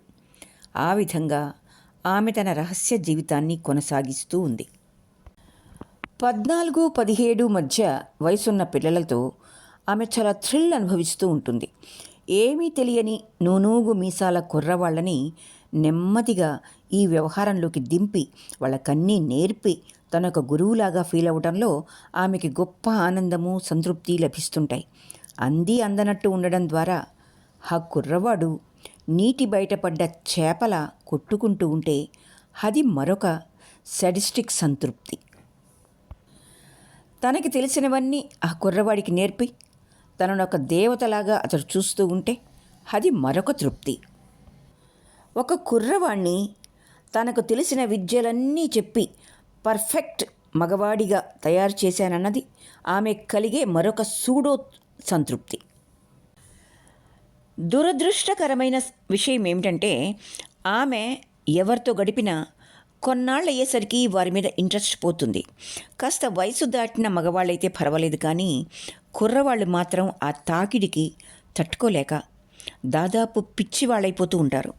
అప్పటి వరకు తనతో నవ్వుతూ మాట్లాడుతూ విశృంఖలంగా గడిపిన ఆంటీ క్రమంగా తనంటే నిర్లక్ష్యం చూపటం గమనించి ఆ చిన్న కుర్రవాళ్ళు తట్టుకోలేక డ్రగ్స్కో వ్యభిచారానికో అలవాటు పడినా అందులో ఆశ్చర్యం ఏమీ లేదు. కృష్ణమూర్తితో సునీత వ్యవహారం మామూలు కన్నా ఎక్కువ కాలమే సాగింది. కృష్ణమూర్తి ఇచ్చే రకరకాల ప్రజెంటేషన్స్ ఆమెని బాగా సంతృప్తిపరచి అతన్ని విడిచిపెట్టకుండా ఆపు చేయగలిగే. కృష్ణమూర్తి భార్య నుంచి పెద్దగా శారీరక సంతృప్తి ఎప్పుడూ పొందలేదు. ప్రీతం పుట్టాక వాళ్ళిద్దరూ విడివిడిగానే పడుకునేవారు. వరూధిని పుట్టినప్పుడు ఆమెకి పెద్ద ఆపరేషన్ జరిగి ఆ తరువాత సెక్స్ అన్నా రొమాన్స్ అన్నా విరక్తి కలిగేటంత నీరసపడిపోయింది. 15 రోజులకో 20 రోజులకో కృష్ణమూర్తి సునీత కలుసుకుంటూ ఉంటారు. రాత్రి 9 దాటిన తర్వాత సునీత భర్త క్యాంపుకి వెళ్ళాడని తెలిస్తే కృష్ణమూర్తి ఆ ఇంటికి వెళ్తాడు. ఇద్దరూ కలిసి స్నానం చేయటం, నగ్నంగా భోజనం చేయటం, అతడు సోఫాలో కూర్చొని ఆమె చేత నగ్నంగా డాన్స్ చేయించటం లాంటి యుక్త వయసు పిల్లల పిచ్చితనపు వ్యవహారాలన్నీ వాళ్ళిద్దరూ ఆ వయసులో చేస్తూ ఉంటారు. ఆ రోజు అతను మామూలుగానే సునీత దగ్గరికి వెళ్ళాడు. ఇద్దరు భోజనం చేస్తుండగా ఈ మధ్య రాలేదే అని అడిగింది సునీత. చూసావు కదా, పేపర్లో చదివే ఉంటావు మా కూతురి గొడవ అన్నాడు కృష్ణమూర్తి. అవును, చదివాను. చాలా గొప్ప సాహసం చేసింది. ఆడపిల్లలంటే అలా ఉండాలి. కాలేజీ ముందు నిరాహార దీక్ష చేసిందట కదా, ఏమైంది చివరికి అని అడిగింది సునీత. ఏమవుతుంది, ఆ ఎమ్మెల్యే తాలూకు వాళ్ళొచ్చి కాళ్ళు పట్టుకున్నారు, క్షమించమని అడిగారు. ఇంకెప్పుడు ఇలా ఆడపిల్లల్ని మోసం చేయొద్దని వార్నింగ్ ఇచ్చి వదిలేశాం అన్నాడు కృష్ణమూర్తి. ఇద్దరూ భోజనం పూర్తి చేసి ముందు హాల్లోకి వచ్చారు. సునీత వీడియోలో క్యాసెట్ పెట్టింది. వచ్చి సోఫాలో కూర్చుంది. అతడు ఆమెని దగ్గరగా లాక్కొని ఒళ్ళో కూర్చోబెట్టుకున్నాడు. మీ కాలనీలో ధాత్రి అనే అమ్మాయి ఉంది కదూ అంది సునీత. అవును, విష్ణు కూతురు. ఇప్పుడు ఆమె ప్రసక్తి ఎందుకు అడిగాడు కృష్ణమూర్తి. మొన్న మీ అబ్బాయిని ఆ అమ్మాయిని ఎక్కడో కిళ్ళి కొట్ల దగ్గర చూశాను. ఈ ఆడపిల్లలతో జాగ్రత్తగా ఉండాలి. మంచి మంచి అబ్బాయిల్ని చూసి వల్ల వేసుకోవాలని ప్రయత్నిస్తారు. ప్రీతం అలాంటివాడు కాదులే. అయినా ఆ ధాత్రి డాన్సులు మ్యూజిక్కు అంటూ తిరుగుతూ ఉంటుంది కదా, కిళ్ళి కొట్ల దగ్గరికి ఎందుకు వెళ్ళింది?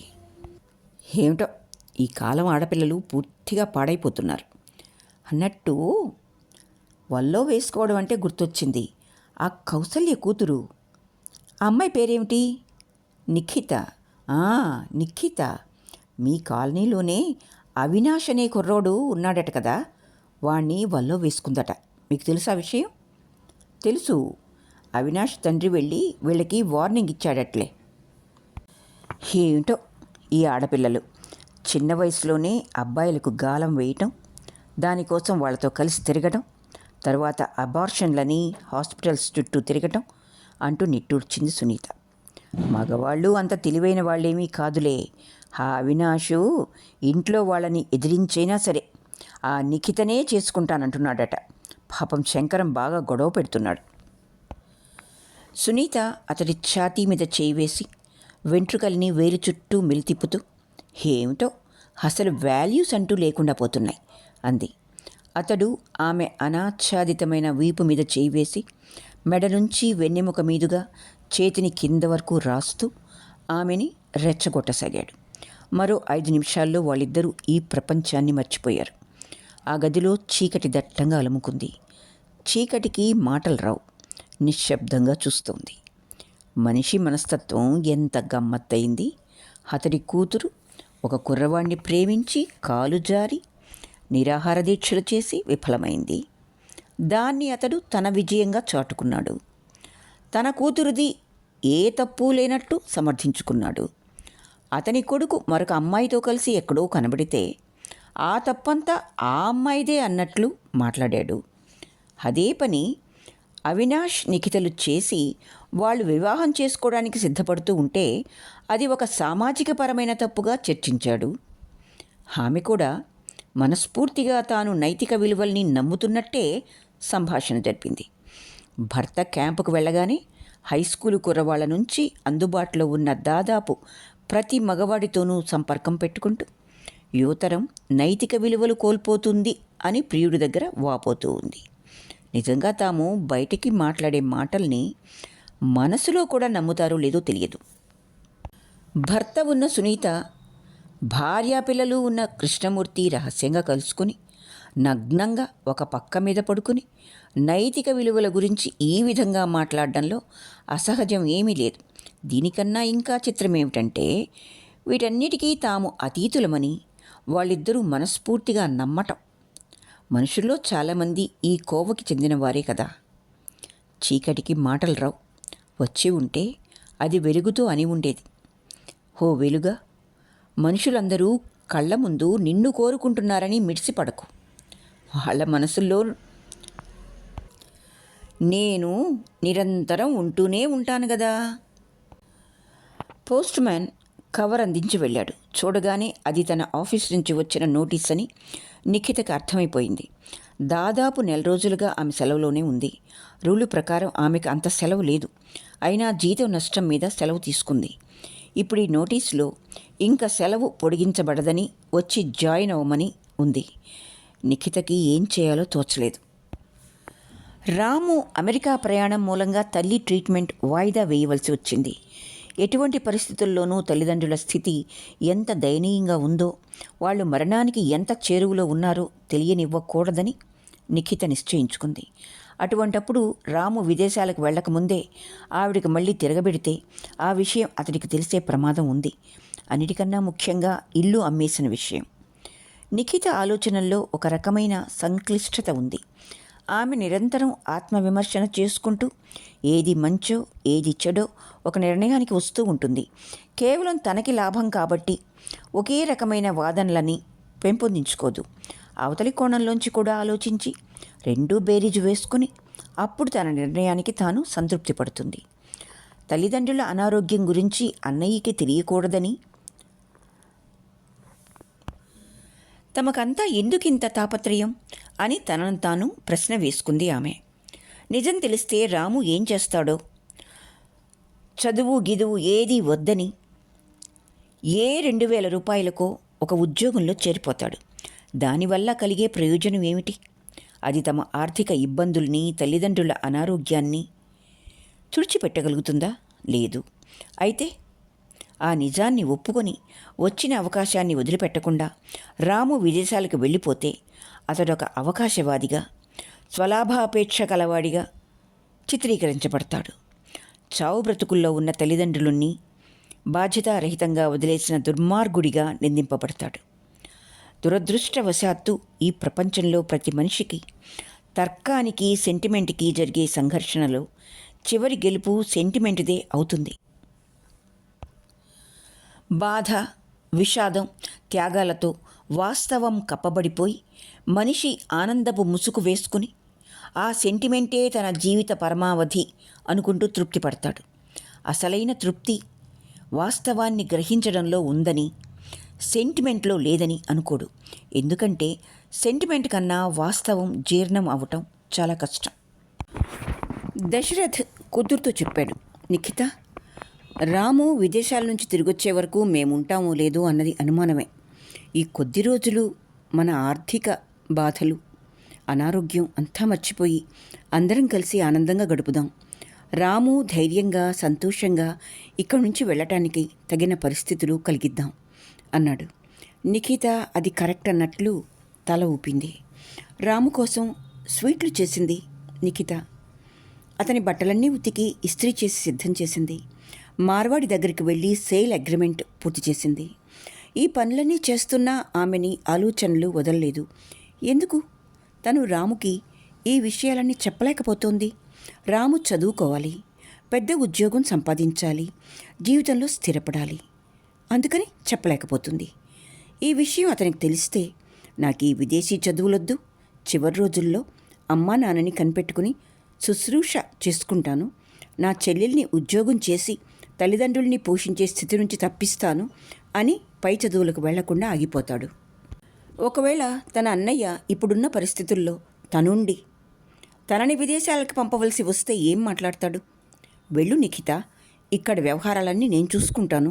2 సంవత్సరాలంటే ఎంతసేపు? నువ్వు ఒక్కసారి బాగా చదువుకొని వస్తే మన పరిస్థితులన్నీ చక్కబడతాయి అంటాడు. కానీ తను వెళ్తుందా? వెళ్ళదు. అమ్మ నాన్నలతో నేను ఇక్కడే ఉండిపోతానన్నయ్య, నా కోసం మీరందరూ ఇన్ని కష్టాలు పడుతూ ఉంటే నేను విదేశాలకు వెళ్ళి చదువుకోలేను అంటుంది. అన్నయ్యని విదేశాలకు వెళ్ళమని ప్రోత్సహించిన తను ఈ విషయం తెలిస్తే తన ఆ పరిస్థితిలో ఉంటే వెళ్ళలేదు. కానీ ఇప్పుడు అన్నయ్యకి ఈ విషయం తెలియనివ్వకుండా పంపిస్తోంది. ఈ తర్కం ఏమిటో ఆమె లేత మనసుకి అందలేదు. తార్కికంగా ఆలోచించేవాడెప్పుడూ మెటీరియలిస్ట్గానే కనిపిస్తాడు, విమర్శలని ఎదుర్కొంటాడు. కానీ కొలిమిలో కాలిన ఇనుము స్వచ్ఛమైనట్లు అతడు కూడా స్వచ్ఛంగా పరిణతి చెందుతాడు. నిఖిత ఇప్పుడు ఆ ఎవల్యూషన్లోనే ఉంది. ఆఫీసు వాళ్ళు ఇచ్చిన నోటీస్ పట్టుకుని మెట్లు దిగుతున్న నిఖితకి మహతి ఎదురైంది. కొత్త చీరలో బాగా ముస్తాబై అందంగా మెరిసిపోతుంది మహతి. నీకోసమే బయలుదేరాను అంటూ కలిసి నడవసాగింది. ఆమె మొహంలో ఆనందం చూసి, మొత్తానికి మీ వాళ్ళు అడిగినవన్నీ ఇవ్వటానికి ఒప్పుకున్నారన్నమాట అంది నిఖిత. చచ్చినట్టు ఒప్పుకున్నారు. ఎవరి కోసం ఒప్పుకుంటారు? నేను బాగా దెబ్బలాడానులే. తమ్ముడి మెడిసిన్ సీట్ కోసమైతే లక్షలు ఖర్చు పెట్టడానికి వెనుకాడటం లేదు, కానీ నా కోసం అంత గొడవ చేస్తారే అని డైరెక్ట్గా అడిగేశాను అంది గర్వంగా. అదేమిటి? మీ తమ్ముడు చదివేది BA కదా, అతడి కోసం లక్షలు ఖర్చు పెట్టడం దేనికి? వాడు ఒట్టి BA అయితే వచ్చే లాభం ఏముంది చెప్పు? కొంచెం ఖర్చు పెడితే డాక్టరీయో ఇంజనీరింగో చదివిస్తే వాడి మామగారి దగ్గర నుంచి దానికి రెట్టింపు వసూలు చేయొచ్చు. ఏ డొనేషనో కట్టి సుకుమార్ని మెడిసిన్ చదివిస్తారేమో అనుకుంది నిఖిత మనసులో. ప్రస్తుతం మెడిసిన్ చదవడానికి అంతకన్నా పెద్ద వ్యూహాలు ఉన్నాయని ఆ అమ్మాయికి తెలియదు. నిఖితతో మహతి, ఇప్పుడు నాకు పెద్ద సమస్య వచ్చి పడింది, అందుకే నీ దగ్గరకు వచ్చాను అంది. నిఖిత వస్తున్న నవ్వును ఆపుకుంది. నిజమైన సమస్య అంటే ఏమిటో ఈ పిల్లకి ఇంతవరకు అనుభవంలోకి రాలేదు. అసలు పేరంటానికి వెళ్ళటానికి ఏ చీర కట్టుకోవాలన్నది కూడా బహుశా మహతికి సమస్యగానే తోస్తుందేమో అనుకుంది. ఏమిటో చెప్పు. నాతో బ్యాంకుకి రాగలవా? దేనికి? డబ్బులు వెయ్యాలా తీయాలా? అడిగింది నవ్వుతూ నిఖిత. డ్రాఫ్ట్ తీసుకోవాలి. నా అకౌంట్లో 3 లక్షలుంది. డ్రాఫ్ట్ తీసుకొని ఈరోజే స్పీడ్ పోస్ట్లో మా మామగారికి పంపాలి. ఇవాళే మంచి రోజట. తీసుకోమని నాన్నగారు మరీ చెప్పారు. నువ్వెప్పుడూ బ్యాంకులకి వెళ్ళి ఇలాంటి పనులు చేయలేదు కదా. ఈ పని నీకెందుకు చెప్పారు? సుకుమార్ లేడా? లేకపోతే మీ నాన్నగారు రావచ్చుగా. సుకుమార్ ఎంసెట్ పరీక్ష రాయటానికి నెల్లూరు వెళ్ళాడు. డాడీ కూడా ఆఫీస్ పనుందని అక్కడికే వెళ్ళారు. ఈరోజు రావాల్సింది, ఎందుకో రాలేదు. మమ్మీకేమో జ్వరం. ఎంసెట్ పరీక్షకి నెల్లూరు వెళ్ళటం ఎందుకు? ఈ ఊళ్ళో ఉందిగా. అక్కడేదో క్రాష్ కోర్సుల్లో చేరాడులే. అదీగాక నాన్నగారి ఫ్రెండ్స్ చాలామంది ఉన్నారు అక్కడ. అందుకే ఆయన కూడా వెళ్ళారు. ఎంసెట్ పరీక్షకి ఫ్రెండ్స్కి సంబంధం ఏమిటి అని అడగబోయి తమాయించుకుంది నిఖిత. అవన్నీ చాలా అనవసరమైన విషయాలుగా తోచి, పద బ్యాంక్లో నీ పని చేసిన తర్వాత నేను ఆఫీస్కి వెళ్తాను అంది. మరొక 10 నిమిషాల్లో వాళ్ళు డ్రాఫ్ట్ అప్లికేషన్ ఫారం తీసుకొని నింపసాగారు. అప్పుడు వచ్చింది అనుమానం నిఖితకి. కట్నం తీసుకునే వాళ్ళెవ్వరూ డ్రాఫ్ట్ రూపంలో పంపమని అడగరు. ఎవరికి తెలియకుండా క్యాష్గానే ఇమ్మని తీసుకెళ్తారు. పోనీ అంత డబ్బు కరెన్సీ రూపంలో వాళ్ళ ఊరికి తీసుకెళ్ళటానికి భయపడి రామ్లాల్ జైన్ అనేవాడి పేరు మీద డ్రాఫ్ట్గా పంపమన్నారనుకుంది. కానీ అవతలి వాళ్ళు అంత తెలివి తక్కువగా అనిపించలేదే. రామ్లాల్ జైన్ ఎవరు? మీ మామగారు కాదనుకుంటా కదా అడిగింది మహతిని. నాకు తెలీదు. ఈ పేరునే పంపమని వివరాలన్నీ వ్రాసిచ్చి వెళ్ళారు. మిమ్మల్ని ఈ రామ్లాల్ జైన్ మోసం చేస్తే? అది నాకు తెలీదు. మీ మామగారు ఏం చేస్తారు? బిజినెస్సా? కాదు, బ్యాంక్ మేనేజర్ అంది మహతి. నిఖిత ఇంకా ప్రశ్నలు వేయలేదు. డ్రాఫ్ట్ తీసుకున్నాక మాత్రం దాని number, Ramlal Jain bank account number Mahathi చూడకుండా విడిగా వ్రాసిపెట్టుకుంది. వాళ్ళిద్దరూ పని పూర్తి చేసుకుని బ్యాంకులో నుంచి బయటకు వస్తూ ఉంటే ధాత్రి కనిపించింది. మహతి దాదాపు ధాత్రిని కౌగిలించుకున్నట్టు ఎన్నాళ్లకు అని చెయ్యి గట్టిగా ఊపేసింది. ఆ తర్వాత వాళ్ళిద్దరూ మహతి పెళ్లి కబుర్లలో మునిగిపోయారు. మహతి గబగబా చెప్పేసింది. పేరు శ్రీకర్, ఇంజనీరు, బాగా డబ్బున్నవాళ్ళు, పెళ్ళి వచ్చే నెలలో. ఇంకా మిగతా వివరాలు చెప్పమంటావా? చెప్పు, వింటాను. అత్తగారు లేరు, అదొకటి అదృష్టం. ఒకే ఒక్క ఆడపడుచు, పెళ్ళై అమెరికాలో స్థిరపడింది. ఇకపోతే కట్నం 5 లక్షలు, ఆడపడుచుకి 1/2 లక్ష, బంగారం 25 తులాలు, ఒక కారు. మేమే పెళ్లి జరిపించాలట. ధాత్రి మహతి వైపు ఆశ్చర్యంగా చూస్తూ, అంతా కలిపి 10 లక్షలు ఖర్చన్నమాట అంది. మహతి కాస్త గర్వంగా ఈజీగా, 10 ఏం సరిపోతుంది, 12 అవుతుంది. పెళ్లి ఖర్చులంటే మామూలా మరి అంది. ఖర్చు పెట్టేది తమ తల్లిదండ్రులని, అదంతా అనవసరమైన ఖర్చని అనుకోవటం లేదు మహతి. తన స్టేటస్ సింబల్గా భావిస్తూ ఉంది. ధాత్రి మొహంలో ఈర్ష్య ఆమెకు మరింత ఆనందాన్నిస్తూ ఉంది. ఇప్పుడే మమ్మీకి చెప్పొచ్చాను. వాళ్ళు అడిగింది 25 తులాలే కదా అని కొంపదీసి అంతే ఇచ్చేవు. నా కోసం కనీసం 50 తులాలన్నా పెట్టాలి అని దబాయించాను. అప్పటి వరకు వాళ్ళ సంభాషణంతా మౌనంగా వింటున్న నిఖిత అర్థం కానట్టు, అదేమిటి అంది. అదంతా అమ్మ వాళ్ళు ఎలా సంపాదించారో తెలుసా? నన్ను చదివించక, ఒక మంచి చీర కొనక పైసా కూడబెట్టారు. ఇప్పుడు నేను అత్తారింటికి వెళ్ళిపోతున్నాను కాబట్టి ముక్కు పిండి ఆ డబ్బంతా మా తల్లిదండ్రుల దగ్గర నుంచి వసూలు చేయాలి కసిగా అంది మహతి. నిఖిత ఆమె వైపు సానుభూతిగా చూసింది. ఇదే మనస్తత్వాన్ని ఎవరన్నా కథగా చెప్తే తను నమ్మను అని కొట్టిపడేసేది. కానీ ఇలాంటి అమ్మాయిలు కూడా ఉంటారని ఇప్పుడు ప్రత్యక్షంగా చూస్తోంది. నేను వెళ్తానులే, ధాత్రి ఉందిగా అంది. మహతి నువ్వు వెళ్ళొచ్చు అన్నట్టు చూసింది. నిఖితకి మళ్ళీ నవ్వొచ్చింది. మహతి చెప్పే పెళ్లి కబుర్లన్నీ వినటానికి ఓపిక కానీ ఉత్సాహం కానీ తనకి లేవని మహతికి తెలుసు.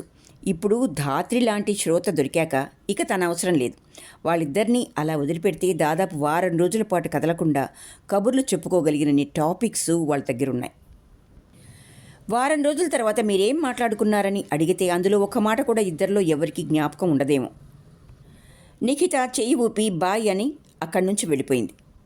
మహతి ధాత్రి మిగిలారు. నా పెళ్లి సంగతికే కానీ నీ విషయాలేమిటి, ఏదైనా ఎఫ్ఐఆర్స్ అంటూ నవ్వింది.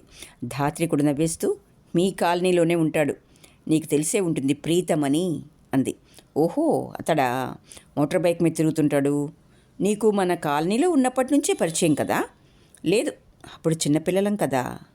మొన్న కనపడ్డాడు. తనకి ప్రీతం కిళ్ళీ కొనివ్వటం, క్రమక్రమంగా తను డ్రగ్స్కి అలవాటు పడటం, ఈ విషయాలేమీ చెప్పలేదు ధాత్రి. మరి కొంచెంసేపు మాట్లాడుకుని వాళ్ళు విడిపోయారు. వాళ్ళ దగ్గర నుంచి సెలవు తీసుకున్న నిఖిత ఆఫీస్లో మేనేజర్ని కలుసుకుంది. ఆయన కోపంగా ఉన్నాడు. ఇంకో 4 రోజులు సెలవు కావాలా? ఇప్పటికే లాస్ ఆఫ్ పేలో ఉన్నావు, అందుకే నోటీస్ ఇచ్చాం అన్నాడు. తన కష్టాలని పరాయి వాళ్ళ దగ్గర విప్పి చెప్పుకోవటం నిఖితకి ఎప్పటికీ నచ్చని విషయం. అయినా అది అవసరం కాబట్టి తన తల్లిదండ్రుల గురించి చెప్పక తప్పలేదు. ఆయన వినటమైతే ఓపిగ్గా సానుభూతిగా విన్నాడు. నేను రికమెండ్ చేస్తాను, కానీ పైనుంచి ఇప్పటికే 2 సార్లు నీ గురించి మెమో వచ్చింది అన్నాడు. నేను వెళ్ళి జనరల్ మేనేజర్ని కలుస్తాను సార్ అంది. వదిలే, నేనే మాట్లాడతాను, నువ్వు సెలవు అప్లికేషన్ వ్రాసివ్వు అని చెప్పాడు. ఆమె ఆయనకి అప్లికేషన్ వ్రాసిచ్చి ఇంటికి వెళ్ళిపోయింది. ఆమె వెళ్ళగానే ఆయన ఫోన్ అందుకుని శంకరానికి ఫోన్ చేశాడు. అప్పుడే నిఖిత వచ్చి మరో 4 రోజులు సెలవు కావాలని అప్లికేషన్ వ్రాసిచ్చి వెళ్ళింది అని చెప్పాడు. మరి నేను చెప్పిన విషయం గుర్తుందా అట్నుంచి అడిగాడు శంకరం. ఆఫీసర్ నవ్వాడు. గుర్తుంది, ఆ విషయం అంతా నేను చూసుకుంటానులే. అయినా నా ఉద్దేశంలో మీ అబ్బాయి ఈపాటికే అక్కడ అమెరికాలో కొత్త వాతావరణంలో పడి ఈ అమ్మాయిని మర్చిపోయి ఉంటాడు. ఎనీహౌ నేను చూసుకుంటానన్నానుగా. ఫోన్ పెట్టేశాడు ఆఫీసర్. మహతితో మాట్లాడి ధాత్రి ఇంటికి వచ్చేసింది. ఆ అమ్మాయికి తను మాట్లాడింది తలుచుకుంటే చాలా ఆశ్చర్యంగా అనిపించింది. మహతి అంత చొరవగా నీకెవరన్నా బాయ్ ఫ్రెండ్స్ ఉన్నారా అని అడగటం, తను ప్రీతం గురించి చెప్పటం కొత్తగా, కొద్దిగా ఆనందంగా, థ్రిల్గా అనిపించింది. ఒకప్పుడు అమ్మాయిలు తమకెవరన్నా బాయ్ ఫ్రెండ్స్ ఉంటే ఆ విషయం స్నేహితులకి తెలుస్తుందేమో అని భయపడుతూ ఉండేవారు. ఇప్పుడు 2 అమ్మాయిలు కొత్తగా పరిచయం అయ్యి వివరాలు తెలుసుకుంటూ నీకెవరైనా బాయ్ ఫ్రెండ్స్ ఉన్నారా అని అడిగితే లేరని చెప్పటం నామోషీగా కనిపిస్తోంది. కేవలం ఆ కారణం వల్లే ప్రీతంని తన బాయ్ ఫ్రెండ్గా ధాత్రి చెప్పుకున్నా ఆ సమాధానం ఆమె మనసులో తొలి అంకురాన్ని వేసింది. ప్రీతంకి అప్పటి వరకు ఆమె చాలా డబ్బు ఇచ్చినా వాళ్ళిద్దరి మధ్య ఈ విధమైన రొమాన్స్ ప్రసక్తి ఎప్పుడూ రాలేదు. ఒక రహస్యాన్ని పంచుకుంటున్న 2 దొంగలు కూడా ప్రాణ స్నేహితులు అవ్వచ్చు. ఆ విధంగా వాళ్ళు డ్రగ్స్ కోసం మంచి స్నేహితులయ్యారు. తండ్రి చేతిలో నిరంతరం డబ్బులుండటం ధాత్రికి లాభించింది. తన కోసం ప్రాణం ఇవ్వడానికి కూడా సిద్ధపడే ప్రీతం కోసం ఆమె ప్రస్తుతం ఏ పని చేయటానికైనా సిద్ధంగా ఉంది. ఆమెకి కంటి నిండా కునుక్కు పడుతోంది. మనసు గాయపడినప్పుడల్లా స్వాంతన లభిస్తోంది. జీవితంలో మంచి స్నేహితుడు దొరకడం కన్నా అదృష్టం ఇంకేముంటుంది? తన బాధలు పంచుకునేవాడు, తనకి ఓదార్పునిచ్చేవాడు, అటువంటి వాడి కోసం తనేమైనా చేయగలదు. ప్రీతం మమ్మీ డాడీ చాలా స్ట్రిక్ట్ అని ధాత్రికి తెలుసు. డబ్బు విషయంలో వాళ్ళు మరీ పిసినార్లని ఆమెకు చెప్పాడు. అతడి బాధ అర్థం చేసుకుని ధాత్రే అడగకుండా అతనికి డబ్బు సాయం చేస్తోంది. మొదట్లో బాగానే ఉండేది, కానీ కొంతకాలం అయిన తర్వాత ఆమె దగ్గర కూడా డబ్బు అయిపోయింది. మరో మార్గం లేక తండ్రి జేబులోంచి తీయటం మొదలుపెట్టింది. మొదటిసారి డబ్బు తీసినప్పుడు ధాత్రికి చాలా భయం వేసింది. 2 రోజుల దాకా డబ్బు పోయిన విషయం గమనించలేదని ధైర్యం వచ్చాక, 2 రోజులు పోయిన తర్వాత డబ్బు పోయిన విషయం గమనించలేదని ధైర్యం వచ్చాక ఆ అమ్మాయికి ధైర్యం వచ్చింది. అప్పటినుంచి అది ఇక నిరంతర కార్యక్రమం అయిపోయింది. ఆ రోజు ప్రీతంకి డబ్బు ఇస్తానని ధాత్రి ప్రామిస్ చేసింది. నిజానికి ఆమె దగ్గర కూడా డ్రగ్స్ అయిపోయింది. ప్రస్తుతం ఆమె డ్రగ్ లేకుండా రాత్రిపూట నిద్రపోయే స్థితిలో లేదు. ఆ రోజు కూడా మామూలుగా వెళ్ళి తండ్రి జేబులో పర్సు బయటకు తీసింది. నోట్లతో నిండుగా ఉందది. ఆమె కొన్ని నోట్లు బయటికి లాగుతూ ఉండగా మరుక్షణం ఒక చెయ్యి ఆ నోట్లని పర్సుని కూడా విసురుగా లాక్కుంది. ధాత్రి భయంగా తల తిప్పి చూసింది. తల్లి శ్రీలక్ష్మి నిప్పులు కక్కుతున్న కళ్ళతో కోపంగా చూస్తూ పర్సు తిరిగి భర్త షర్టు జేబులో పెట్టేసింది. మమ్మీ అంటూ ధాత్రి ఏదో చెప్పబోయింది. శ్రీలక్ష్మి కూతుర్ని అక్కడి నుంచి బయట గదిలోకి లాక్కొచ్చేసింది. కూతురు దొంగతనం చేస్తున్నందుకు ఆమె తిట్టలేదు, కొట్టలేదు. కూతురి ఈ బలహీనత భర్తకు తెలిస్తే అతడు దాన్ని ఏ రకంగా సాధిస్తాడో అని ఆమెకు భయం. ఆ తప్పు కూడా తన మీదే తోసేసి తననే దండిస్తాడు. ఎంత చిత్రమైన స్థితి! ఇళ్లల్లో ఏ తల్లికి ఉండకూడని స్థితి. ధాత్రి దిగులుగా కూర్చుని ఉంది. ప్రీతం విసుగ్గా పచార్లు చేస్తున్నాడు. ధాత్రికి చాలా గిల్టీగా ఉంది. మొట్టమొదటిసారి తన స్నేహితుడికి డబ్బు ఇవ్వలేకపోయినందుకు. చాలా ప్రయత్నించాను ప్రీతం, కానీ దొరకలేదు అంది. ప్రీతం వచ్చి ఆమె సమీపంలో కూర్చుంటూ, నువ్వు మాత్రం ఏం చేస్తావు ధాత్రి? చేయవలసిన ప్రయత్నం అంతా చేశావుగా. అయినా ఎంతకాలమని నీ దగ్గర ఇలా డబ్బు తీసుకోవటం? ఈసారి నేను ప్రయత్నం చేస్తానులే, నీకు కొనిపెడతాను అన్నాడు. ధాత్రి కళ్ళ వెంట నీళ్లు గిర్రున తిరిగాయి. తన కోసం అంత కష్టపడుతున్న తన స్నేహితుడి కోసం ఏదైనా చెయ్యాలనిపించింది. ఆ విషాదమైన ముఖాన్ని తన గుండెలకు హత్తుకొని నీకు నేనున్నాను అని చెప్పాలనిపించింది. కష్టాల్లో ఒకరికొకరు తోడు ఉండటమేగా స్నేహం అంటే. తమది స్నేహం కన్నా గొప్ప అనుబంధం. ఆమె ఇంకా ఆగలేనట్టు అతని చేతులు తన చేతుల్లోకి తీసుకుంది. వాటిని పెదాల దగ్గరగా చేర్చుకుంటూ, ఐఎమ్ సారీ ప్రీతం, నన్ను అర్థం చేసుకున్నావు కదూ. నువ్వు కాబట్టి నన్ను అర్థం చేసుకున్నావు. నిజంగా నీలాంటి స్నేహితుడు ఉండటం నా అదృష్టం. ఐ లవ్ యూ అంది. ప్రీతంకి ఆశ్చర్యం వేసింది. ఆశ్చర్యంతో పాటు అమితమైన సంతోషం కూడా వేసింది. అప్పటి వరకు అమ్మాయిల కోసం అతనే ప్రయత్నించేవాడు. ఒక అమ్మాయి, అందులోనూ ధాత్రి లాంటి అమ్మాయి, తనంతట తాను ఐ లవ్ యూ అనటంతో అతడికి పర్వతం ఎక్కినంత ఆనందం కలిగింది. అలాగే దగ్గరగా వచ్చి ఆమె భుజాల చుట్టూ చేయి వేసి మరింత సమీపానికి లాక్కున్నాడు. ధాత్రి అభ్యంతరం పెట్టలేదు. అతడు వంగి ఆమె పెదవుల మీద ముద్దు పెట్టుకోబోయాడు. ఆమె మొహం పక్కకు తిప్పుకుంది. అదేమిటి ధాత్రి, నీకు ఇష్టం లేదా? I love you Dhatri, I love you అన్నాడు. ఇష్టం లేక కాదు, ఆమె అంతవరకు పరాయి మగవాడి స్పర్శ ఎరుగదు. మొట్టమొదటిసారి అతడి పెదవులు దగ్గరగా వచ్చేసరికి భయపడింది. ఆ విషయం గుర్తించగలిగేంత అనుభవం ప్రీతంకి లేదు. అతడి జీవితంలో అప్పటి వరకు తారసపడిన వాళ్లంతా చౌకబారు స్త్రీలే. ఆమె మౌనంగా ఉండటంతో అతడు మరోసారి ముందుకు వంగి ఆమె పెదాల్ని తన పెదవులతో నొక్కి పెట్టాడు. ధాత్రికి ఇబ్బందికరమైన ఫీలింగ్ ఏదో కలిగింది. అతని నుంచి బలవంతంగా దూరంగా జరుగుతూ, వద్దు వద్దు ప్లీజ్ అంది. మొట్టమొదటిసారి కాబట్టి ఏదో తప్పు చేస్తున్నానన్న భావన. ఆ విషయం అక్కడున్న ఇద్దరికీ తెలియదు. ఆమె అక్కడి నుంచి వడివడిగా దాదాపు పరిగెత్తుతున్నట్టు వెళ్ళిపోయింది. ప్రీతం అలాగే నిలబడి ఉన్నాడు. ఒకప్పుడైతే ఆమె మీద కోపగించుకోవటమో, వెళ్ళి బ్రతిమాలటమో, లేకపోతే బలవంతంగా ముద్దు పెట్టుకోవడమో చేసి ఉండేవాడు. కానీ ఇప్పుడు అతడికి ఆమె కన్నా ముఖ్య అవసరం మరొకటి ఉంది, డ్రగ్. అది వాడి చాలాసేపైనా దాని ప్రభావం అతడి మీద బాగా చూపిస్తూ ఉంది.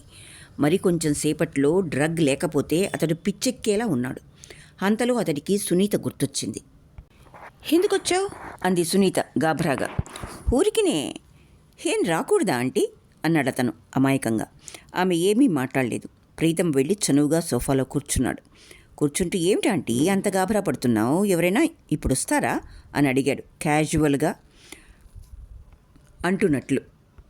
అబ్బెబ్బే ఎవరూ రారు అంది. నాకు చచ్చేటంత ఆకలిగా ఉంది ఆంటీ, నీ చేతి ఉప్మా తిని చాలా రోజులైంది, చేసి పెడతావా అని అడిగాడు కాస్త దీనంగా. అలాగే ఇప్పుడే వస్తాను అని ఆమె వంటింట్లోకి నడిచింది. 2 నిమిషాలాగి అతను వంటింట్లోకి తొగి చూశాడు. ఆమె కూర్చుని ఉల్లిపాయలు తరుగుతోంది. అతడు గబగబా బెడ్రూమ్లోకి నడిచాడు. బీరువా తాళం దానికి వేలాడుతోంది. లాకర్లో ఎక్కువ డబ్బు లేదు. పక్కనే ఉన్న మరో చిన్న బాక్స్ తెరిచాడు. అందులో గొలుసు 2 గాజులు ఉన్నాయి. అవన్నీ తీసి జేబులో వేసుకుని నెమ్మదిగా బయటకొచ్చాడు. ఇప్పుడు సునీత స్టవ్ దగ్గర నిలబడి రవ్వ మూకుట్లో పోస్తోంది. అతడు వెనక్గా వెళ్ళి ఆమెను వెనక నుంచి కౌగలించుకున్నాడు. ఆమె చిన్న విదిలింపుతో, బయట కూర్చో ప్రీతం, ఎవరైనా వస్తే బాగోదు అంది. అతడు ఆమెని వదిలిపెట్టకుండా మరింత గట్టిగా హత్తుకుంటూ, ఎవరూ రారు, వస్తే తలుపు చప్పుడవుతుంది కదా అన్నాడు. ఆమె వెనుదిరిగి అతన్ని దగ్గరికి తీసుకుని పెదాల మీద ముద్దు పెట్టుకుని, మా చిన్న బాబువు కదూ, బయట కూర్చో ప్లీజ్, పట్టపగలు గబుక్కుని ఎవరైనా వస్తే బాగోదు అంది. ప్రీతం వచ్చి బయట సోఫాలో కూర్చున్నాడు. మరో 5 నిమిషాల తర్వాత ఆమె అందించిన ఉప్మా తిని థ్యాంక్స్ చెప్పి బయటపడ్డాడు. ఈసారి అతడు కనీసం ఆమె దగ్గరకు కూడా వెళ్ళలేదు.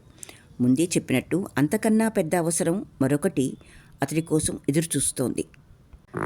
ట్రైన్ ప్లాట్ఫామ్ దాటి కనుమరుగయ్యేంత వరకు అలాగే నిలబడి ఉంది నిఖిత. కళ్ళల్లో నీళ్లు ఒక్కొక్క చుక్క క్రిందకి రాలుతున్నాయి. రాము వెళ్ళిపోయాడు. తల్లిదండ్రుల్ని తిరిగి చూడగలనో లేదో అన్న అనుమానం అతడికి ఇసుమంతైనా రాకుండా కుటుంబ సభ్యులందరూ జాగ్రత్తగా వ్యవహరించి సంతోషంగా అతన్ని సాగనంపారు. కొన్ని క్షణాల పాటు నిఖితకి భయమేసింది. తను ఒంటరిగా మిగిలిపోయానన్న ఫీలింగ్ కలిగింది. కొండంత బరువుని నెత్తిన పెట్టుకుని కూడా చిరునవ్వుతో కదలాల్సిన పరిస్థితి అది. కానీ క్షణాల్లోనే ఆమె మామూలు మనిషి అయిపోయింది. ఆలోచన నుంచి తేరుకుని బయట గేటు వైపు నడుస్తోంది. అలవాటు ప్రకారం ఆమె చూపులు షాప్లో వేలాడబడ్డ పుస్తకాల మీద నిలిచిపోయాయి. అప్పుడే వచ్చిన పేపర్లని ఏజెంట్ విప్పి క్లిప్స్ తగిలిస్తున్నాడు. తన కళ్ళని తానే నమ్మలేనట్టు దగ్గరగా వెళ్ళి చూసింది నిఖిత. ఆమెని అంతా విస్మయపరిచింది మొదటి పేజీలో ఫోటో. ఇక్కడితో యండమూరి వీరేంద్రనాథ్ గారి చక్కటి రచన ధ్యేయం 4వ భాగం పూర్తి అయింది.